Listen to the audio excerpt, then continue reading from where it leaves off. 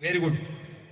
एक आंसर तो ये भी सही है कि उन्होंने युवाओं को प्रोत्साहन दिया है, काफी उनको मोटिवेट किया है, क्योंकि वो मानते थे कि जो यूथ है, जो युवा है, वो ही देश की शक्ति है। और ये बात सही भी है कि यूथ है वो ही किसी चीज को चेंज कर सकता है, बूढ़े आदमी चेंज नहीं कर सकते, क्योंकि उनमें वो जो उनकी विलिंग पावर होती है वो कहीं ना कहीं कम होने लगती है।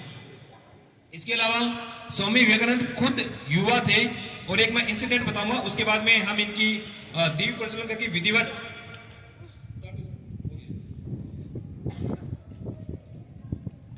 कार्यक्रम का शुभारंभ करेंगे। बताना चाहूंगा 1893 यानी 1893 में शिकागो के अंदर एक रिलीजियस कॉन्फ्रेंस हो रही थी अमेरिका के अंदर, और उस दौरान भारत से कई हिंदू धर्म के प्रतीक के रूप में गए थे, लेकिन स्वामी विवेकानंद उनमें से एक अनोखे व्यक्ति थे। 1893 के अंदर जब स्वामी विवेकानंद वहां पे गए, तो जैसे ही वो स्टेज पे गए तो उनको उनका अटायर्स देख के, उनकी वेशभूषा देख के सारे लोग हंसने लगे कि कैसी वेशभूषा पहनी है। जैसे गौतिक ने पहना कि इस तरह की उनकी वेशभूषा थी, सारे लोग देख के हंसने लगे। बहुत मुश्किल से उनको बोलने का मौका मिला, और जब उनको बोलने का मौका मिला तो उनको कहा गया कि आप जीरो के ऊपर बोलो। एक बोर्ड पे जीरो लिख दिया गया और कहा गया कि आप इस जीरो के ऊपर बोलो। अब हम जीरो के ऊपर कितनी देर बोल सकते हैं? मुश्किल से 10 मिनट, 20 मिनट, 30 मिनट, 40 मिनट। लेकिन आप बिलीव नहीं करोगे, युवा सन्यासी जो भारत का प्रतिनिधित्व कर रहा था, स्वामी विवेकानंद, लगातार 72 आवर्स बोलने का मौका उनको मिला। और जैसे ही वो मंच पे आए, तालियों का जोरदार गड़गड़ाहट और उनका पहला लाइन, क्योंकि जब कोई भी विदेशों के अंदर जब स्पीच शुरू करता है तो वो अपनी एक लाइन से शुरू करता है, वो होता है लेडीज एंड जेंटलमैन। लेकिन जब स्वामी विवेकानंद ने अपना स्पीच शुरू किया था तो उन्होंने एक लाइन बोली, my dear brothers and sisters of America. पहली बार ऐसी विदेश में सुनी गई थी, पहली बार कि कोई ये भी कहता है कि मेरे भाई और बहन, क्योंकि वहां पे लोग सिर्फ लेडीज और जेंटलमैन की तरह बिहेव करते हैं, भाई और बहन की तरह बिहेव नहीं करते हैं। उसके बाद में जैसे उन्होंने ये लाइन बोली, कंटिन्यूअसली काफी देर तक तालियां बजी, क्योंकि बहुत ओजस्वी और तेजस्वी उनका स्पीच होता था। और जब उन्होंने बोलना शुरू किया तो लोग सुनते सुनते सुनते उनको ये कहते कि स्वामी जी कंटिन्यू करो, हम आपको सुनना चाहते हैं। काफी ओजस्वी विचार थे, काफी नए विचार थे, कोई बुकिश विचार नहीं थे। यानी लोग बुक में पढ़ लेते हैं फिर अपने थॉट रखते हैं, पर स्वामी विवेकानंद के जो थॉट थे वो बहुत ही शानदार रहे थे। बहुत अच्छी एजुकेशन उन्होंने की थी, लॉ की पढ़ाई की थी, काफी इंटेलिजेंट भी थे, इसलिए उनके विचार भी काफी प्रखर थे। उसके बाद में एक इंसिडेंट और बताना चाहूंगा उसी स्पीच के दौरान। तो किसी अमेरिकन ने उनसे पूछा कि स्वामी जी, आपके महाभारत और गीता में लिखा है कि जब श्री कृष्ण जी बांसुरी बजाते थे, जब श्री कृष्ण बांसुरी बजाते थे, फ्लूट बजाते थे, तो गायें उनके पीछे पीछे आ जाती थी। ऐसा कैसे संभव है?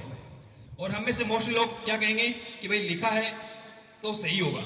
लेकिन जब स्वामी विवेकानंद ने इसका क्या रिप्लाई दिया, आप लोग दंग रह जाओगे, आश्चर्यचकित रह जाओगे।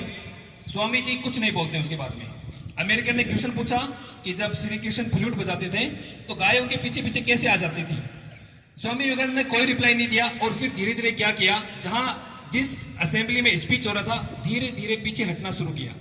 थोड़ा थोड़ा थोड़ा थोड़ा कवर करते गए, पीछे हटते गए, पीछे हटते गए, पीछे हटते गए, पीछे हटते गए, और लगभग 700-800 मीटर की दूरी पे जाके सडनली स्वामी विवेकानंद एकदम से चुप हो गए।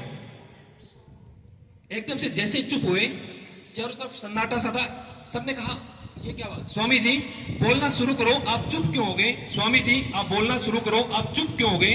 तो स्वामी विवेकानंद ने हंसते हुए कहा कि एक बार जरा पीछे मुड़ के देखो। जैसे लोगों ने पीछे मुड़ के देखा तो वो अपने पहले से लगभग 700-800 किलोमीटर दूर आ चुके थे और उनको पता भी नहीं चला था।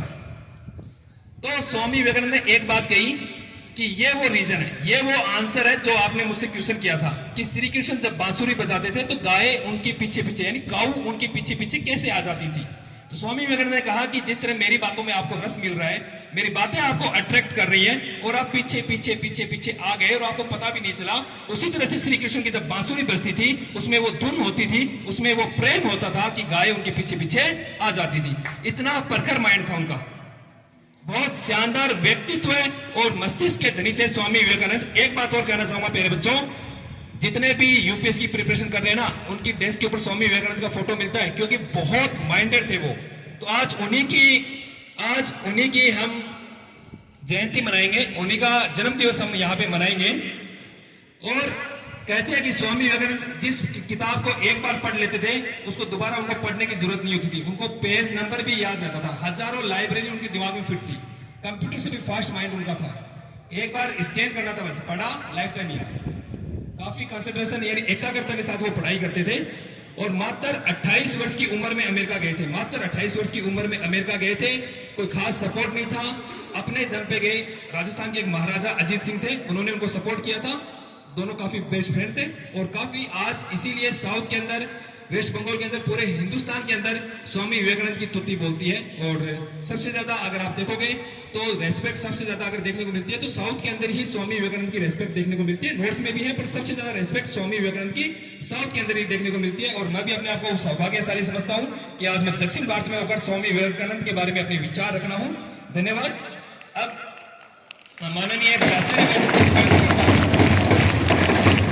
माननीय प्राचार्य महोदय से भी निवेदन करता हूं